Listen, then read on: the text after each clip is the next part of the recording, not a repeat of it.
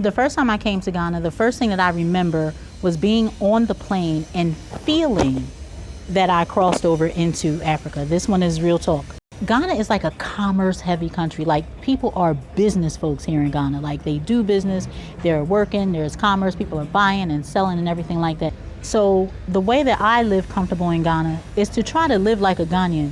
I didn't move here to try to live like I was living in America. I want to live like a Ghanaian, so I eat local food. I know how to make all my local dishes, kontomire, fufu, banku. People will glorify coming to Ghana almost as if you don't have to do any work to get here.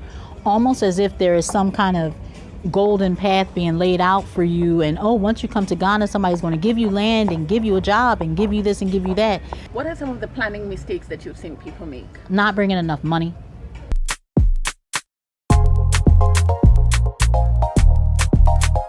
I am Jahzara, Jahzara. I always spell my name out.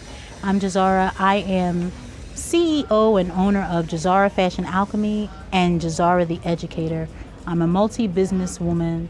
I am a mother. I'm a wife. I'm a musician. I'm a farmer.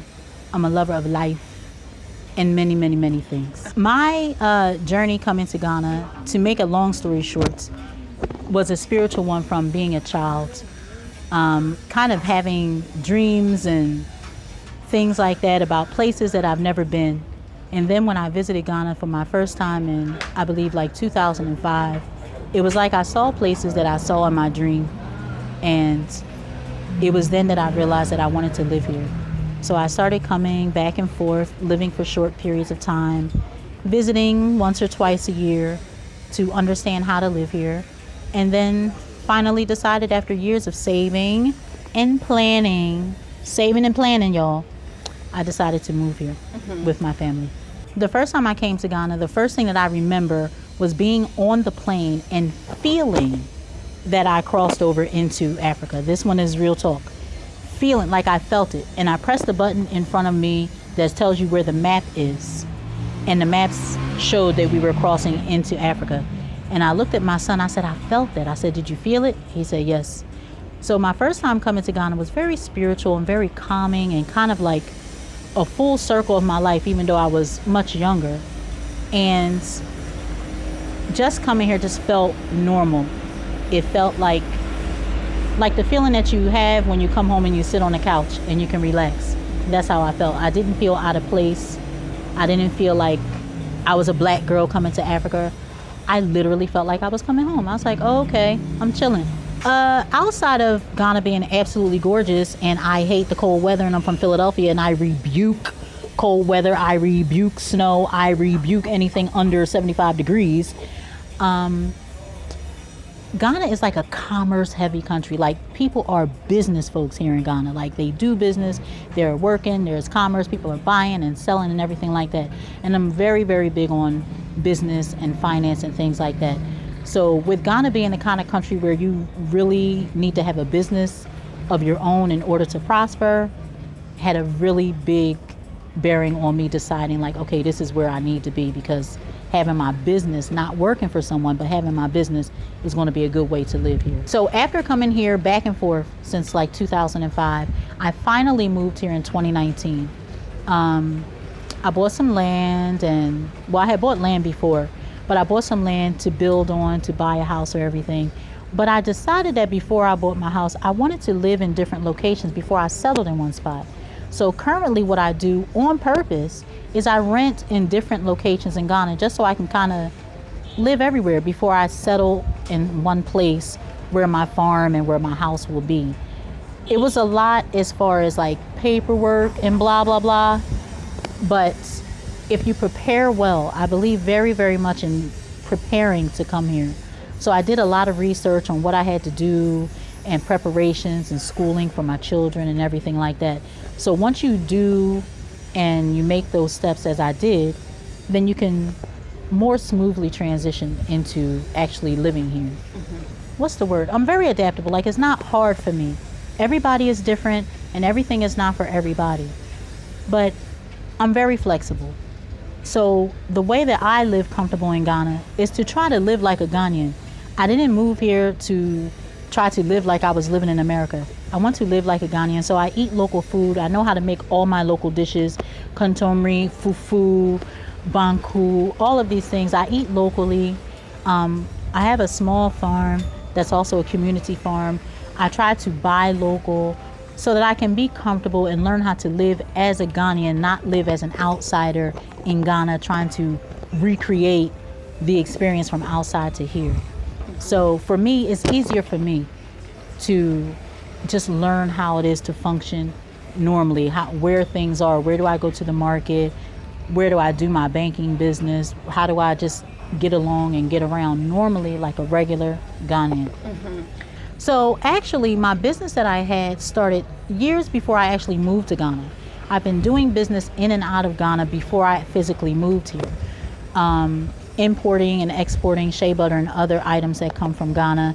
I'm also a fashion designer, and my designs, I've always used only 100% Ghana made and produced fabric. So like GTP, Okosombo, Woodin, things that are produced and made here in Ghana.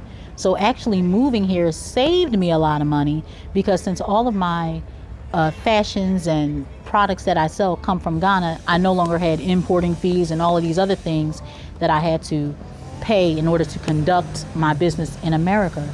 So understanding how those things work is how I have been able to move my business along here. And again, and waist beads that I make is easier. My business is easier because once again, it's always been Ghana products. But when you're exporting them into the States, it's very expensive. So moving here and being able to just do all of my business here, it's been easier for me, actually. Yeah. Before I moved to Ghana, coming back and forth, Ghana is not a country that needs food. I don't care what anybody says. There's food everywhere to an excess point. But there are some people who don't have the opportunity to get to it. So when I purchased my land here, I decided that I just wanted to have a community farm. A community farm meaning somewhere that you can just come and get food and don't worry yourself. You don't have to come and work the farm. You don't have to give money. You don't have to give reasons and excuses and apply for it. There's a farm here. There's plantains and mangoes and peppers and tomatoes and whatever is growing there. You just come and you can be able to have it for your family. It's called Exodus to Ghana 2019. And that was the year that I officially moved here. And before then, it's always been a passion of mine for feeding people. If you have ever been in a situation where maybe you haven't been able to feed your family, or it's just hard to find food, these things happen in America too. There are plenty of homeless people and hungry people in America, and there was a portion of my life where I was one of those people. So I'm very, very adamant, and I feel strongly about feeding people. So the community farm is literally just that. It's for the community. The things, they grow wild, and some of the things we started planting there. When I say we, I mean me, my daughter, my husband, my small family. And we just allow the community to come in and take what they need. And it's as simple as that. There's nothing complicated about it. Just come and get your food and feel happy. Again, because of the way that I grew up, sometimes, we were poor, point blank to the period. So I'm used to times when my mother had to go to church or go somewhere to go and get food and bring back to the house. So when I feel that pain of knowing that, I don't know if I'm going to eat, I see that there were other people that was helping my mom. When I ended up living on my own at a young age, there were times that I needed help. One thing that I will say very candidly and honestly, if you're coming from another location here to Ghana, especially from the States, and you have an advantage, I feel very strongly about giving back to the community. I don't want to be a person who takes advantage of the motherland to take advantage of Ghana. I feel better when I am helping others. That is a personal thing for me. So I feel like it should be more, more attention should be drawn on those who come from outside of the country to give back, to give community service, to find a way to help someone else, another family here in Ghana. And everything doesn't have to be monetary. And, there are ways you can provide your educational help. You can help with a farm. You can help with food. You can help take care of people's children. There are things that you can do to help. And I feel like giving back to Ghana is a big deal for me. So not just the farm, I do teaching for free. I help nonprofits to progress in their businesses. And a lot of these services I give for free because it's just my way of giving back. And that's just me personally. Again, like, I just feel like a lot of people who migrate or immigrate, whatever the word is that you want to call it, here to Ghana, they do a lot of things that unfortunately doesn't really help the regular, normal, average Ghanaian. Like, of course, we're coming from America. Maybe $50 is not a big deal to you. But if you're having an event for $50, it's like 600 Ghana cedis. What normal Ghanaian has 600 cedis to be wasting to come to your party? So some of these energies you can be using to actually help the country, to actually help someone. So once again, I feel adamant about it, and it makes me feel good. And that's something I don't have any problem saying. It's also about how you feel. And it makes me feel better. It makes me feel better in my spirit. It makes me feel better in my daily life that, okay, yeah, there are some advantages that I have, and that's only the truth. There's some advantages that I have for having a business in America that brings me money here in Ghana. So what am I doing for the community to thank them? What am I doing for Ghana to thank them? And like, hey, so feeding people, giving, teaching, or any small thing that I can do, I enjoy it. It makes me feel better. And I think it should be done more. Okay, not just since the 2019 year of return, but a lot since then, people will glorify coming to Ghana almost as if you don't have to do any work to get here. Almost as if there is some kind of golden path being laid out for you, and once you come to Ghana, somebody's going to give you land and give you a job and give you this and give you that. So then they forego actually planning, and they just say, when I get there I will figure it out. In my life, I have learned that if you're not planning, you're losing, period. If you're not putting a plan in place, if you're not giving real thought to something, then in the end you will lose. If you're not losing, you're wasting precious time. So I've seen and have experienced from friends or whomever who've come here without planning, without proper money, without proper ideas or business plans or whatever, and they've had to go back. Because unfortunately they get some idea that, once I get there with this small money, something is waiting for me. Without a plan, I don't see a lot of people succeeding. And unfortunately, since social media will just show you like the parties and the this and the events and come back, is very great. And Ghanaians are beautiful and kind and they want you to come home, but you need to come home with a plan. Even if you're coming from whatever country you're coming from, don't you need a plan to live there? You can't just live any kind of way wherever you are. So you should have the same mentality that if you're going to move to another country, that you need a plan to move there. That's the main reason why for years, I've been coming back and forth since 2005, but I didn't physically move here to 2019 because I needed to find a plan that I knew would work for me so that once I got here, that I could stay here and be able to sustain my family. So I think a lot of the social media hype is really about entertainment and what superstars have come here and, they're at the bar, they're doing this. You can't think about that if you're coming to move to Ghana. You have to think about, how am I living? How are my kids going to school? How am I eating? How am I taking care? And for that, you need to plan and plan well. What are some of the planning mistakes that you've seen people make? Not bringing enough money. Thinking that because we're coming from America or from another country that Ghana is just going to give you a job magically. Like, you present your resume and because you're coming from the States or whatever and you have a degree, that someone is going to give you a job. That's just not how it works here. Unfortunately, that's just not how it goes here. Some other mistakes I see people making is not having a proper living plan. Like, how are you going to actually live? Where are you going to live? Some people, they come here and they come to Airbnbs or hotels, and it's like they don't do the research or how to get an apartment or a house or buy land or buy a home here. So a lot of the mistakes I see are mostly from not financially planning well. What would you say is the highlight of your stay in Ghana? Why do you continue to stay here? Why do you choose this as your home? Okay, so I'll give two different ones. First of all, once again, I hate cold weather. Every single day in Ghana, just about every single day is hot. There's really not any days where it's less than 80 degrees in a day. If you live in certain areas, there's so many beaches to go to and so many things are beautiful that it's just, where am I going? there's also an unsaid feeling of peace that I have here, a feeling of safety that I have here that I did not have living in America, and that is 100% true. You can call it however you want to call it, but I feel safer here. For instance, for example, if I want to go to the gas station here at 1 o'clock in the morning and go and get myself some biscuits, aka cookies, nonsense junk, I will do it, and I won't feel some kind of way. I won't feel any kind of way. These are things I would never do in Philadelphia, Pennsylvania, United States of America. I'm never going to leave out of the house 1 o'clock in the morning to go to the gas station, because I will literally fear for my life. Not for my robbing, for my life. So there is a sense of calm and peace that I feel here. The scenery and everything is absolutely beautiful here. For the most part, Ghanaians are acceptable of me being here and very open to teaching me how to live here, meaning this is what we eat, this is what we do, this is how we live.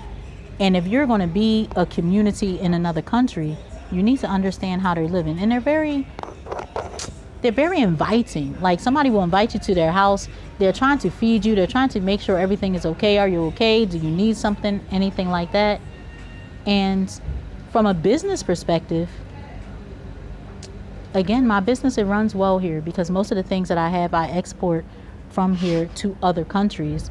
And because I'm exporting to other countries, I'm getting other country currency into Ghana. So to be very honest, it's very good to do business here. And that's why I like to give back, because I know that I have an advantage doing those things. Mm-hmm. So it motivates me to stay. I'm hanging out. Yeah. I would put the challenge to them to see what you can do for the community. The community, whatever community it is that you move into, how can you help? Literally ask yourself, like, as you're coming to visit, you say, okay, I have my business and I'm going to do this and I'm going to prosper and I'm going to have an Airbnb, because everybody is screaming Airbnb. Okay, that's great. It's literally a great idea, straight up. Outside of that, what can you do to give back to the community? What can you do to give back to the normal Ghanaian? What can you do to show them how you care? And, you know, you're coming into, it's your country because we are African Americans and we own every single piece of any place in Africa because we are displaced. So 99.999% of us have no idea where we come from. So we know that we come from somewhere here. But what are you giving back? How are you helping? Are you helping more than you're taking? And that's the biggest, like, legit, that's the biggest thing that I would challenge the diaspora to do. What are you doing for Ghana? How are you giving back to Ghana? Even if it's something small. Nobody said you have to try to change the world. But somebody said be the change you want to be, okay? Whoever said it, I don't care. They said it and I like it. So if I'm doing something small, everybody doesn't have to do what I'm doing. But you find something small to do, even something small that you can do to help. So I am a teacher by trade and by degree.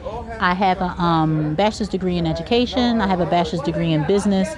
I love teaching and I love business. Those are things that I really enjoy. I mean, I'm a fashion designer and I'm a musician and all of those things.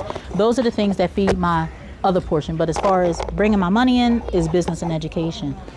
I currently volunteer for a wonderful organization here called Dynamite Girls International. For them, I teach a class of about 67 girls in the age brackets between like 12 and 15. Life skills, spirituality, personal health, mental health, a lot of different subjects that I teach them on a weekly basis that's outside of the normal schedule of things. We teach them about community service. We teach them how to care for others as well as caring for themselves. We instill in them personal values and ways that they can care about themselves and to have their self-esteem. And in the organization Dynamite Girls International or Dynamite Girls GH, we're always looking for volunteers, volunteer teachers, those who want to go out for community projects with us. A current project we're working on is to feed those in need in the Nema area. We cook the food ourselves. The girls will help us cook, package the food. We go into Nema and we give it out to those who are the most in need. And when you teach children at this age how to be selfless like that, and you continue that, it will change the type of adult that they will become. They will be used to doing community service. They will be used to helping others. They will be used to thinking about others when they think about themselves. And that is a big portion of what I like to teach here.